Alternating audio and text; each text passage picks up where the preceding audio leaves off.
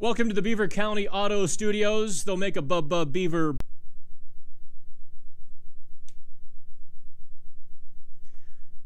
From the Beaver County Auto Studios, they'll make a Beaver believer out of you. Let's take 3 here. For some reason, the stream is cutting out. Hey, we made it past 15 seconds this third time. Hello, I'm Dan Kingerski. Let's get into this Penguins chat. It was 5 minutes into the last one before I realized that none of you could, in fact, see this. Oh, well, what a nightmare this can be sometimes. Here's what we're going to get to on today's chat. We will talk, of course, about Daniel Sprong. I went for it today. It had to be said. It couldn't go on any longer. The tiptoeing, the hints and allegations. We'll get into Sprong. Because right now the Penguins are going for wins. They are taking October hockey a bit more seriously, given last year's struggles, given the competitiveness of the Metro Division. They're going for wins right now, and so that's trickling down and landing straight on Daniel Sprong's head. We'll get into Daniel Sprong. Also, I want to go headlong into the Jack Johnson uproar. I thought we had buried this belief that somehow Corsi was the end-all and be-all measure of a player. It's very frustrating for me that the Jack Johnson situation is a hill I'm willing to die on. To explain so much, so much context and so much of the game, and hopefully you'll let me do that. Unfortunately, it was very frustrating the last few days on Twitter. Some of the people leading the biggest charges against Jack Johnson are those who are unable to actually break down his game and tell you exactly where he's making mistakes or why he's not playing well. Instead, they just have that emotional reaction. They see Jack Johnson on the ice. They fire the Corsi stat as kind of a one-size-fits-all. Here's an analysis. Yep, I'm right. Bad Corsi. We'll get into the whole Jack Johnson thing. Do me a favor. Hop on to that little chat board. Because this is supposed to be you and I having a conversation about the things that you want to talk about, not me ranting and raving or rambling for 30 minutes or an hour. This is supposed to be about you, and I want as many of you to participate as possible. So fire away your questions and your comments on the chat board here on the YouTube page. Hello, NES, Brad, Ellen, and Hockey Guy so far. Ellen, hang with us because, the stream keeps cutting out, but now we got it for whatever reason. The last couple of shows we've done, the first 2 just go for 3 seconds, and there's absolutely no rhyme or reason to why. But let's get into where the Penguins are. They've won the last couple of games, most notably. And I think if there's one thing to take away from the Toronto and Edmonton wins combined, look how Sidney Crosby has dominated Austin Matthews, Connor McDavid. McDavid got some power play points. One was a bit of a leaky goal by Matt Murray. One was just terrible decision by Brian Dumoulin to shoot the puck off a player on a 2-on-1. Anywho, 5-on-5, Crosby, Gensel, and be it Brian Ruster or whoever was taking a shift. A lot of times it was Derek Brassard in the second half of those games. They just owned McDavid and Matthews. Crosby's enjoying this little road trip, that's for sure.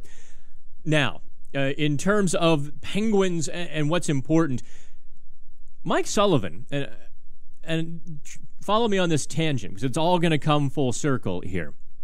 And I like to explain everything. I want to give you as much detail as possible in doing this. Mike Sullivan was a little bit angry, a little bit irritated, a little bit frustrated through the end of preseason into the regular season. He expected his team to be playing better than they were. And he was not about to suffer through the malaise and the apathy that he went through last year. I think he got his fill last year of some garbage hockey, and he was not going to allow that to occur this October and November. So he cracked the whip, and he was on the guys, and lots of video, lots of preaching. You saw the fruits of that labor in the Toronto win last Thursday. Geez, it's been a week, and they've played 2 games? Come on, NHL. Anywho.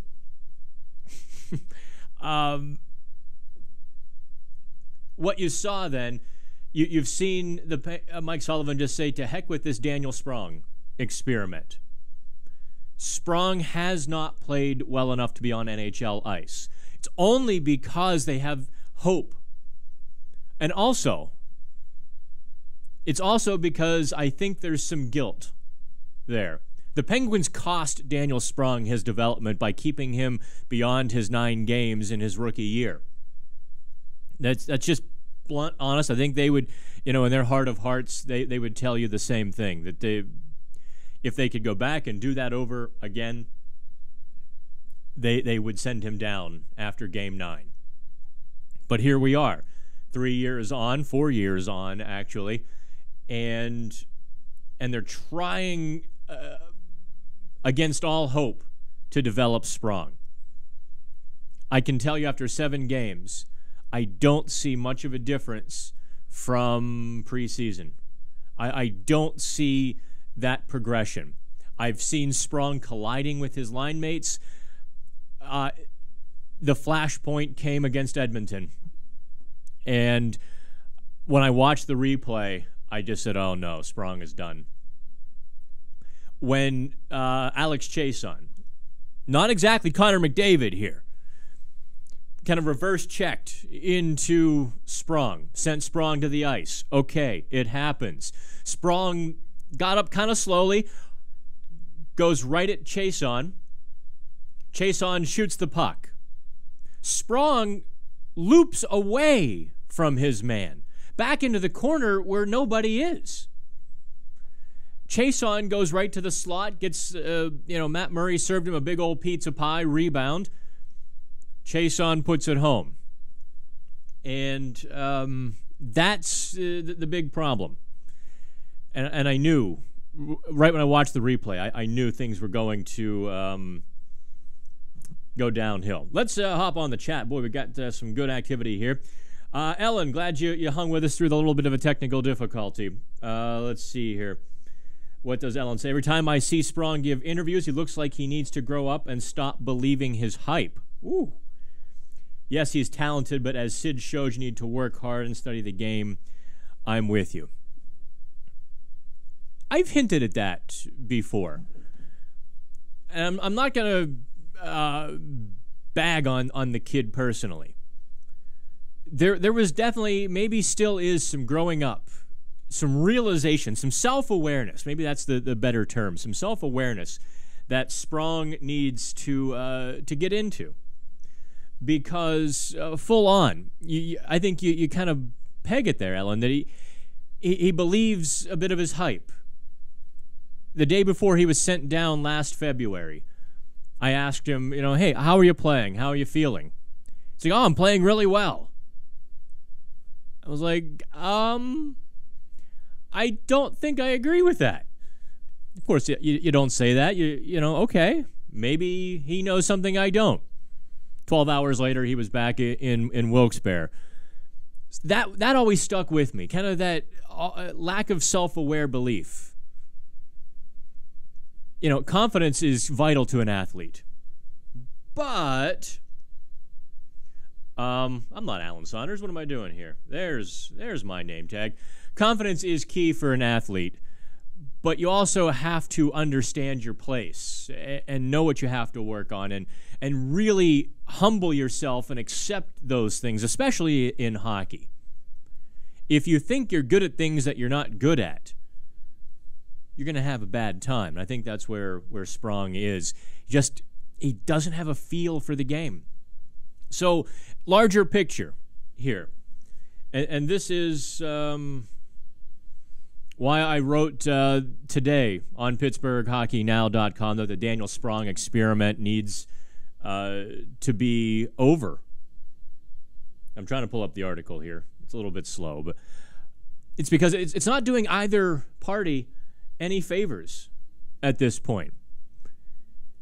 Sprong is not developing. The Penguins coaches aren't happy. There's essentially a wasted roster spot. If the Penguins coaches can't, if they can't, there it is. If they can't trust him, they can't trust Daniel Sprong,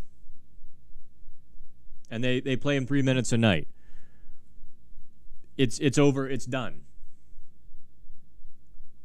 So I think Sprong's stock has fallen, to be brutally honest. I think it's fallen enough that they could slide him through waivers. If Derek Grant went through waivers, Grant had 12 goals, 12 assists last year, big centerman. 30 other teams passed. I'm willing to bet there's now a better than 50-50 chance that Sprong gets through. Now, for everyone who says, oh, trade Daniel Sprong, trade him. Your hope does not equal value. And I understand, I hope you kind of get what I'm saying there. Just because you believe Daniel Sprong could score 25 or 30 goals doesn't mean another team is going to pay for that potential at this point. They might have 2 years ago. They're not going to now. 45 teams passed. Yeah, he was the 46th overall pick was Sprong. 45 teams said, yeah, and the book was out, said he was a first-round offensive talent, and all of those subsequent things on Daniel Sprong.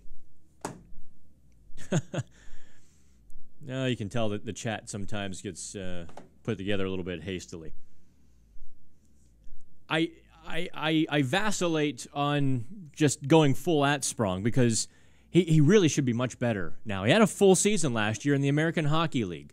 The mistakes he's making, guys in the AHL don't make. You don't loop away from your guy in the defensive zone. Good gosh almighty. So that's that. Let me roll through a couple more of the chats here. A lot of them here, so forgive me. I'm just going to try to find the other Sprong. Where'd it go? Sprong can be summed up. Oh, you know what? I hate Apple. Because now it's zoomed in, and I can't unzoom it.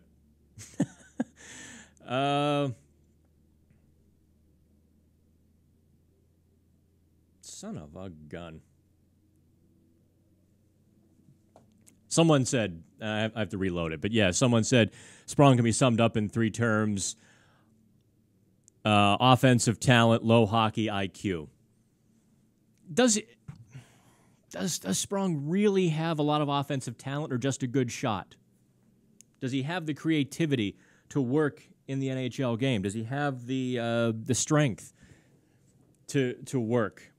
There we go. Okay, hockey guy here on the chat board says, Simone had an extremely low ice time against Edmonton.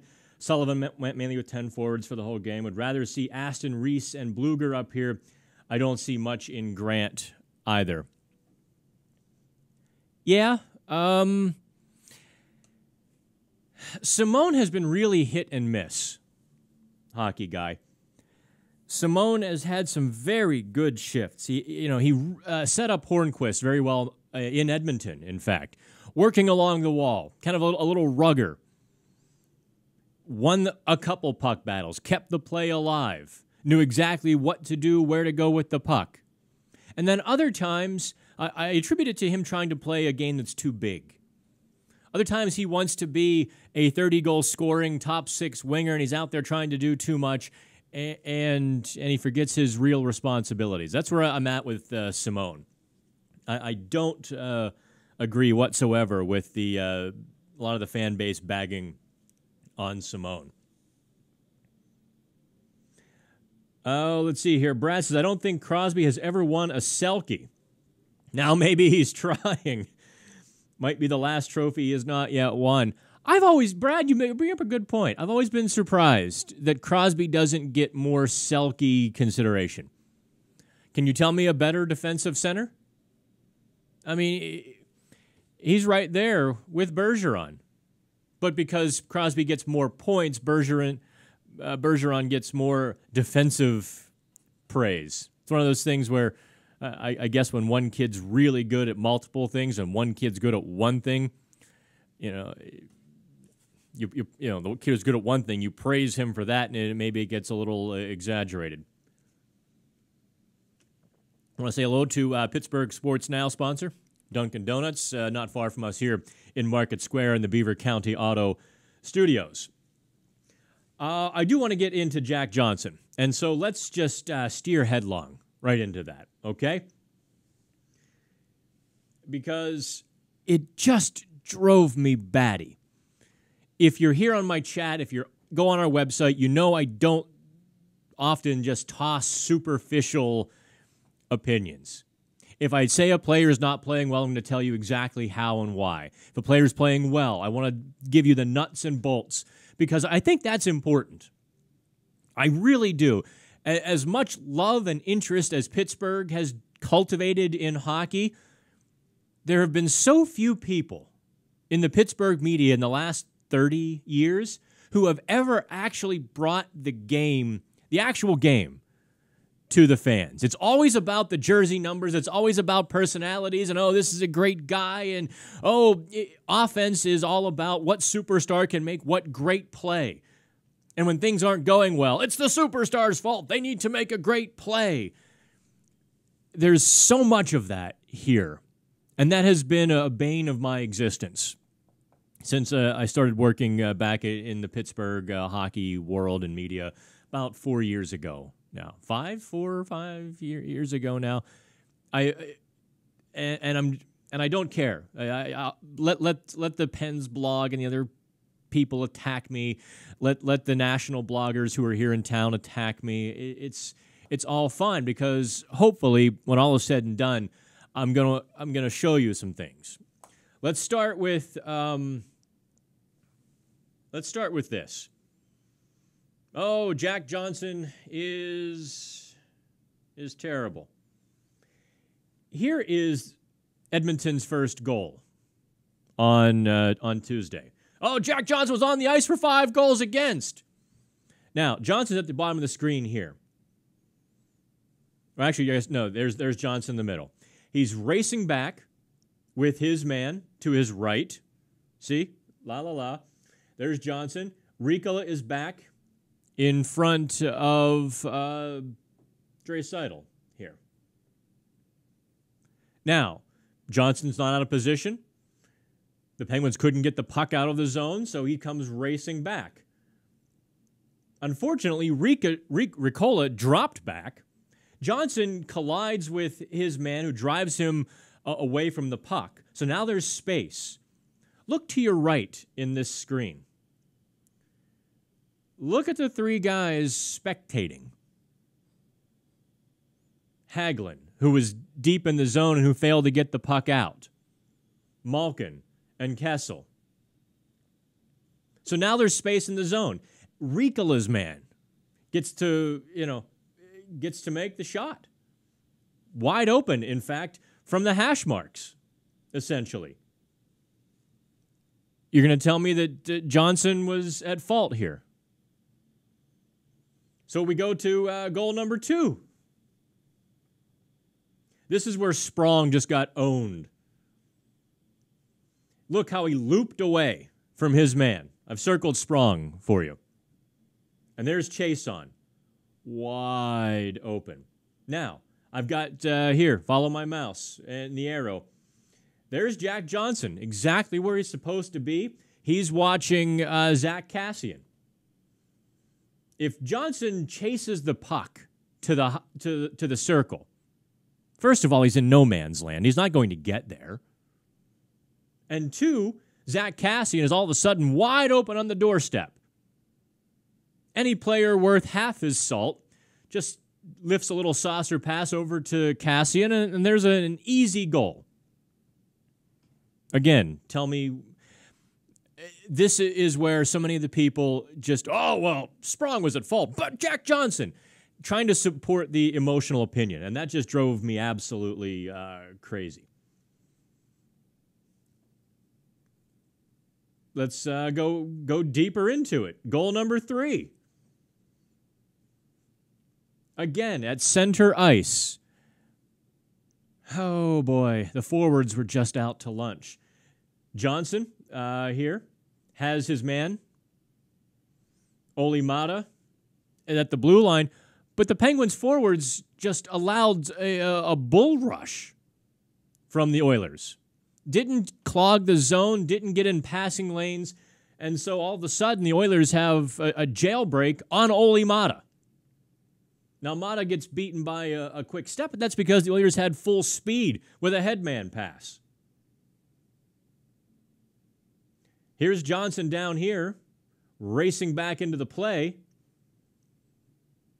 And again, Hagelin, Malkin, and Kessel trying to catch up to the play. They, defense is a 5-man thing. See, from there to there. All right, so have I made my point yet? Just in case. Here's Edmonton goal number 4 that Jack Johnson was supposedly, he's on the ice for 5 goals against. How many times did you see that nonsense? And you can tell I'm a little frustrated, a little irritated by just that level of insanity.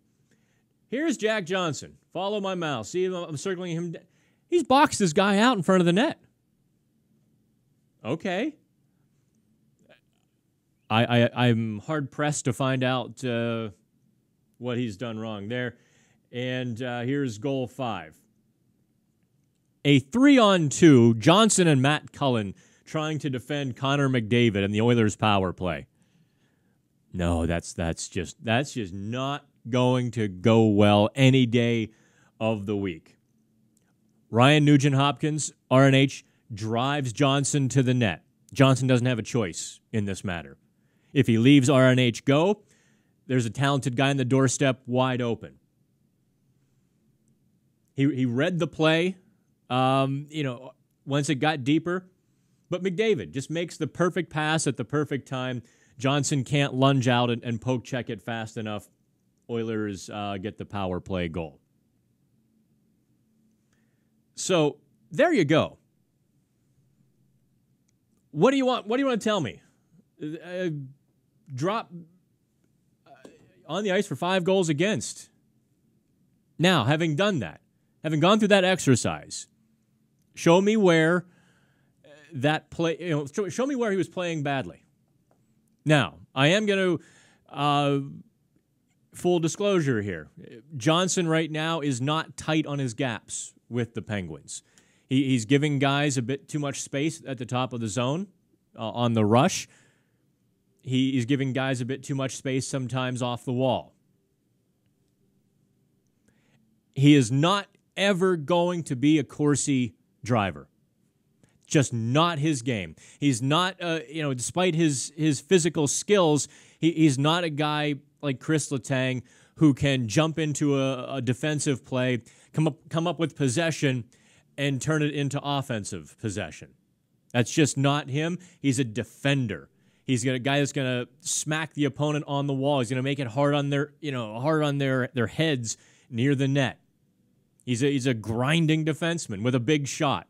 That's Jack Johnson. That's why the Penguins got him, because they have been missing that sort of presence. Other teams have had too much freedom in the offensive zone, too little physicality by the Penguins. They needed this guy. So do not, under any circumstances, get bogged down in this silly Corsi argument for Jack Johnson. Understand him, what his game is, and when you see him whiffing on players, then it's a problem. Missing defensive assignments, getting beat, then it's a problem. That's when you criticize Jack Johnson. Otherwise, it's because Johnson's playing the left side defense with Ricola right now. The right side defender in the Penguins system is generally the guy who drives the puck possession. Justin Schultz, Chris Letang, Jamie Alexiak. Ricola has to get a little faster with his decision-making. Jim Rutherford said that last night. I wholeheartedly concur. I think I've said that a few times previously as well. Ricola's coming into it. There's still a good bit of growing pains to be had. But, again, let's get deeper into this. He's on the ice for 5 goals. Of course, he sucks. It's a mistake to sign him. I dare say if you proffer that opinion, you're being led by some pretty superficial analysis and some people who aren't giving it to you in the full context and the full story. Okay, let's check the chat board here. Let's see here. Oh, darn it. It's resetting. So it looks like Johnson is a victim of circumstance. I'll eat my words. Okay. All right, NES Addict. I appreciate that. Let's see. Nick makes a good point about Crosby and the Selke trophy, mostly because he doesn't play on the PK. Fair point. I've often wanted to see Crosby on the penalty kill. Look, the Oilers have McDavid killing penalties. Did you notice that? I like to see the kid killing penalties. I wouldn't mind freeing up some 5-on-5 ice time for the Penguins' fourth line by letting Crosby kill the last 20, 30 seconds of a penalty. Heck, maybe the first 20 or 30 seconds, depending on the line shifts. Put some pressure on the opponent's PK.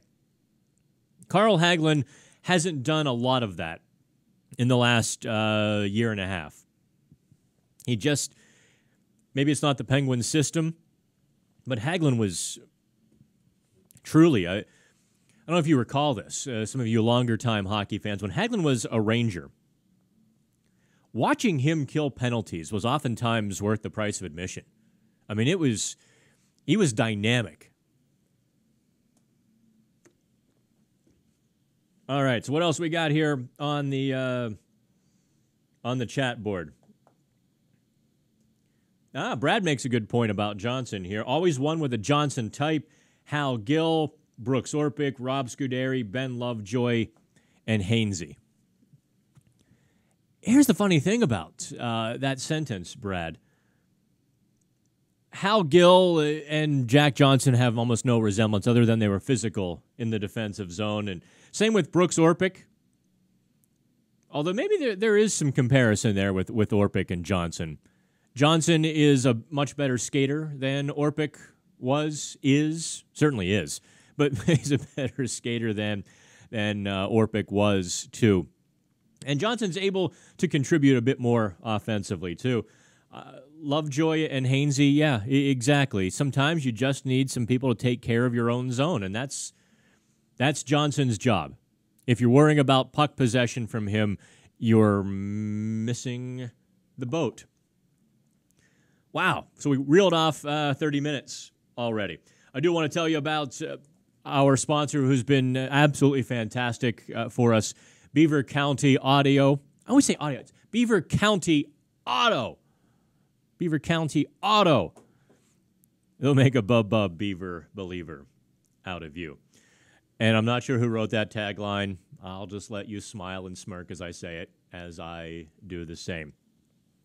Going once and twice for any chats here. I really want everyone to hop on the chat board and participate with us here. I want to check Twitter. Brian asks, what's up with Brassard? I haven't had much time to watch many Pens games so far with the Suns starting hockey. God bless you, Brian. Yeah, your life is gone now that your kids are in hockey. I'm not hearing anything about him, good or bad. There's no mention of him at all. I did see one game he played on Crosby's line. He looked pretty good. Yeah, Brian, he's not scoring. And that's why you're not seeing a lot about Derek Brassard. That third line with Simone, Brassard, and Hornquist should have been great on paper. It wasn't. It perhaps Simone took some blame for it, and for whatever reason, it just didn't take off. Or even Simone, Brassard, and Rust had a really great first game against Washington. Brassard has, look, he's a bit lost being a third-line center with 13 minutes, right? I don't know how closely, Brian, you follow PittsburghHockeyNow.com, but we did the story. We've done a couple stories now on Brassard. I have to tell you, there were only a couple of us chatting with him last week when that left wing experiment started. He was everything short of giddy. He was ecstatic to have a chance to contribute, and I thought he was out there trying really hard. And as a third-line center, he's playing a role that he thinks he needs to play. He's not necessarily being Derek Brassard. He's trying to be the Penguins' third-line center. If you understand kind of what I'm saying there. He's trying to fit himself into a role as he perceives it rather than playing his game. And so a lot of Derek Brassard's skills are just not paying off for he or the Penguins. I've said this before. I think I said this on Monday in the chat as well. I don't know how much longer this marriage is going to last with Brassard and the Penguins. There's no acrimony. There's no ill feelings. But the Penguins have to look at Brassard and say, boy, here's a guy we can get a lot for in a trade and get a third-line center who is accustomed to 12 and 13 minutes and accustomed to some of the defensive zone starts and accustomed to a little bit more of the defensive grind than is Derek Brassard, or a little more happy with it, I should say. That's about it. It's why you haven't heard much of Brassard. It's because he's not on the stat sheet. Angry Fan says, I never understood the fans that constantly demanded that Sprong be called up from Wilkes-Barre. Every time we did, he was entirely underwhelming. Wow, Angry Fans. Then we'd send him back, and the fans would develop short-term memory loss and demand they free him and play him here again. Lather, rinse, repeat. Yeah. Daniel Sprong has to be at the end of his rope on this whole situation as well. They're just there can be really not much doubt about it. That he has to be saying, I want to play. And the Penguins are saying, we want you to play, but you can't. A team, I really look at Arizona as a great potential fit for Sprong. They've got some talented players in Arizona, but there's certainly some third-line potential for Sprong, and Rick Tocchet will kick him in the butt. Sprong, I think, could do well out there. There aren't many bad teams in the NHL right now who don't have aspirations of the playoffs. Ottawa, Sprong could go home if he played in Ottawa.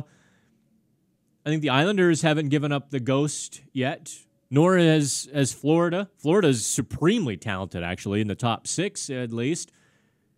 I'm just rolling through in my head here, trying to find more teams that Sprong could fit. Perhaps a team like Anaheim that realizes they're at the end of their window could try that. Could try to give a guy like Sprong just time and space and say, all right, kid, you're going to suck for a while. Go for it. The Penguins don't have that luxury because they're not at the end of their window. This season is a glorious opportunity, and that's for sure. Paul on Twitter says, Bo Bennett was another example. I know injuries riddled his career, but he never became the player we all expected. Yeah, I don't know if you saw this. I don't know how many of you pay attention to some of the KHL transactions or follow former Penguins around. Bennett was sent home about a week into the KHL season. I don't know if he was picked up anywhere else, but yeah, he didn't stick in the KHL this season either. And that should have been a great should have been a great fit for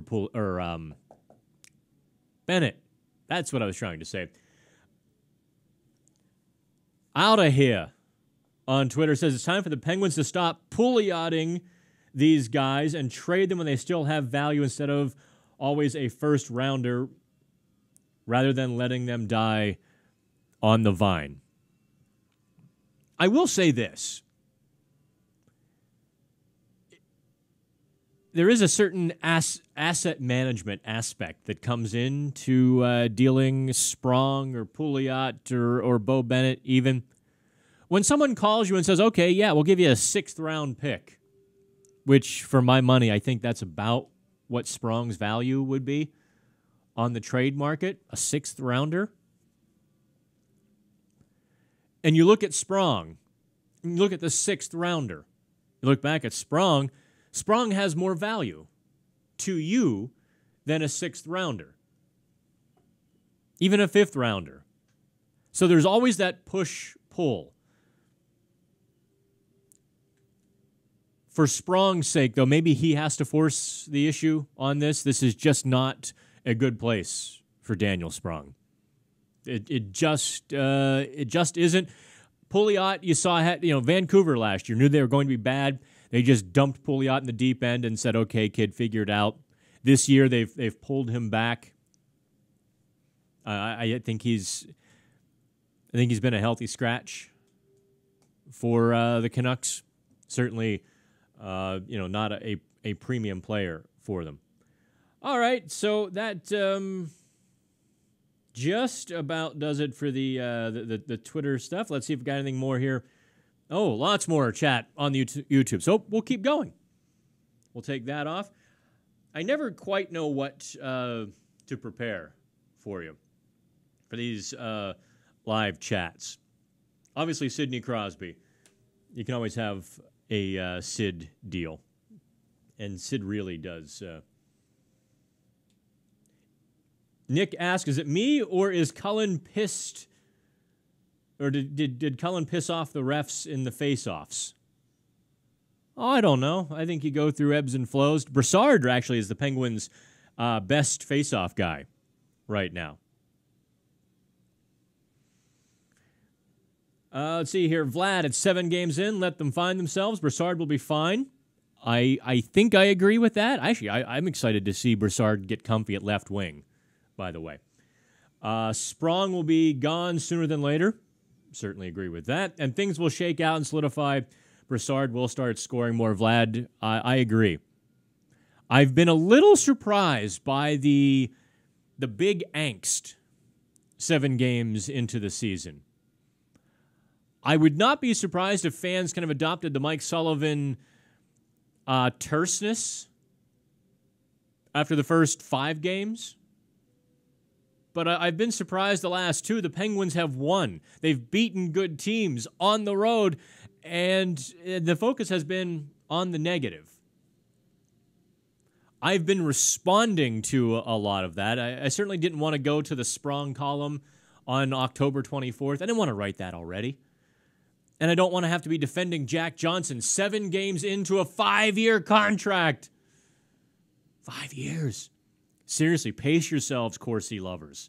You're going to be burned out like some of the politics where you just go all crazy and realize you've got 2 more years till there's an election. People already burning themselves out. You're 7 games into a 5-year Jack Johnson contract. Okay, Nick Bukestad, a potential Brassard replacement. Ooh. I'll tell you this, Brad. Last year, I was told straight up by first-hand sources that the Penguins really like Nick Bukestad in Florida. However, by the same source, I was also told that Florida really likes Nick Bukestad. So there was really not a deal to be had there before the Penguins got Brassard. The Penguins, I think, would have pursued that pretty doggedly had Florida left the door open, but I think Florida wanted far more than the situation called for. Now, if Florida really likes Derek Brassard, that becomes interesting, doesn't it? Have not been told that by sources. Just that's me riffing a little bit, so don't. Love watching Hags when he gets his skates going. Great stuff. Yeah, Hagelin has to get his skates going more often. He waits until Christmas to really start flying around. Look, Hagelin has to understand that he has to carry a lot of responsibilities on that line with Malkin and Kessel because Kessel's not going to. Hagelin has to understand that he's got to do some double work there. Let's see what else here. Da-da-da. All right, I'm getting lost in all of the chats and people starting to chat back and forth with each other on the chat board. I appreciate everybody hopping in. Boy, 12:45 already. We're going to do at least one of these a week, and we're going to start some short videos soon. So spread the word, share as much as you can. Tonight, Calgary, Pittsburgh. Shelly Anderson will be offering some stories tomorrow, as will I, and so we'll see what comes of tonight. For whatever reason, the last couple of years, just off the top of my head, Calgary has really suckered the Penguins into playing some bad hockey. That's my recollection without kind of checking it out. Even when Calgary was banged up, they still brought their lunch pail against the Penguins and hung some bigger numbers. Calgary, I wish I got a chance to watch them more. Although goaltending could be an issue because you're never quite sure which Mike Smith you're going to get. Should be fun. The Penguins always have a blast out west, so that the puck drops at 9 o'clock. All right, on Pittsburgh Sports Live from the Beaver County Auto Studios, I'm Dan Kingerski. We'll talk again real soon. Until then, kids,